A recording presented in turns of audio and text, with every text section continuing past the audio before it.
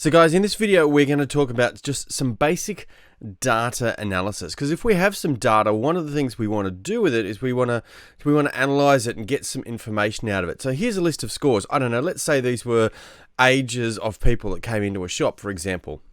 Now looking at it, it's all over the place. Like I can't really get a good picture of what kind of ages people were that came in the shop just by looking at this bunch of raw data. So we're going to do some analysis to it to hopefully be able to give us a bit of a clearer picture about the people who came into the shop. All right, so let's do this.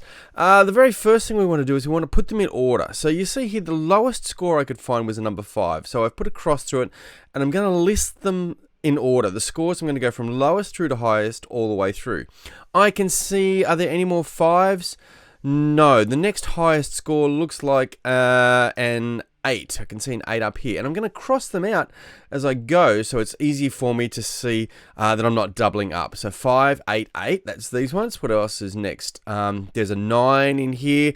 There's no other 9s. Looks like 11 here is the next one, and you can see I'm going to work my way through, and I'm going to make you guys sit through the whole thing. Let's go through the entire list. Now, I've got all my scores listed from the lowest score, which was 5, up to the highest score, which was 49, and they're all listed in order. Now I need to check that I didn't miss any, because it's kind of hard, easy to miss some. So if I add it up here, I've got 10 columns by 3 rows. That's 3 times 10 is 30. I should have 30 numbers, and if I go through and check that, I do have my 30 numbers. So do that just to make sure you have not missed any. Right, now what are we going to do with these numbers? Well, there's 4 basic measurements, or 4 basic features about this data that we want to use in a basic data analysis. The first one is the range. We want to know how spread out the data is. Now the range gives us an idea of how spread these numbers are, and all I do to get the range is to take the highest score and I subtract the lowest score. So I can look up here, the highest score here is 49. The lowest score was 5, so I simply do 49 minus 5. The range is 44. That gives me some idea of how big a spread. Now already I can get some idea of the ages. I can look at that and go, you know what, there was some young kids that came in. There was no one sort of, in their 50s, so maybe this shop is something that sort of maybe suits more families and younger people, right? But I couldn't tell that just by looking at the bunch of numbers. So already I've started to do a little bit of analysis. The next one we want to look at is what we call the mode. The mode is simply the number that occurs the most frequent. Right, the one that occurs the most. Remember, frequency is how often something happens. So in this case, the most frequent is the one that occurs the most. And I can see, well, one little phrase maybe to help you remember that, mode is the most. That's the way I like to remember it. Mode is the one that happens the most. And looking at this list, I can see up here 4 times I have a score of 34. That's the only score that occurs 4 times. 22 occurs 3 times, but 34 occurs 4 times. So that is our mode. We say the mode is 34. Now, in terms of my analysis, now I'm starting to get a bit of a picture. There was quite a few people who came in that were in their mid-30s, so you can see how we're starting to analyze this data now that we're working out these features. If, however, there are 2 numbers that both occur the most, so let's say there was 4 people on 22 and 4 people on 34, then we would say that the data is bimodal. It has 2 modes. In this case, it doesn't. The mode is 34. What else do we have? Well, we're going to go with the median. Now, the median is simply the score that's in the middle, and hopefully you can see now one of the reasons we listed them from lowest to highest is so I can work out which is the score in the middle. Very hard to do this when they're all mixed up like this. Now, if there is an odd number of scores, that's quite easy because it's just the one that's in the middle. So for example, if I had these were my scores, let's say 2, 2, 4, 6, 9, there are 5 of them.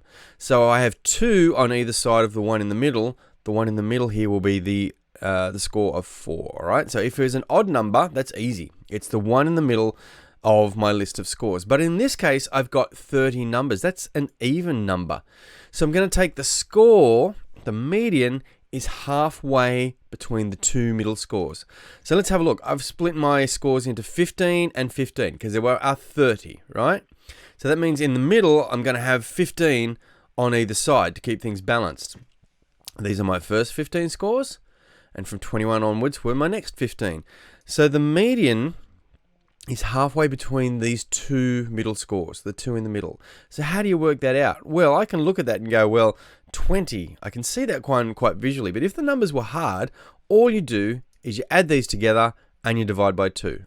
So I had 19 plus 21, divide them by 2, and I get an answer of 20. 20 is my median. Now, you'll notice 20 is not even one of our scores. That's okay, right? The median, unlike the mode, the median doesn't have to be even one of our scores. It's just the number that represents the middle of our scores. We're nearly there. We're nearly done. The last one we want to look at is what we call the mean. And the mean is simply, it's another way of saying the average score. Now, hopefully you might remember from earlier years at school, to get the average of a set of numbers, you just add all the numbers together and you divide by how many numbers there are. So we say the sum of all scores. In other words, I add up all of these numbers in a calculator and I divide by how many there are. Well, I know there are 30.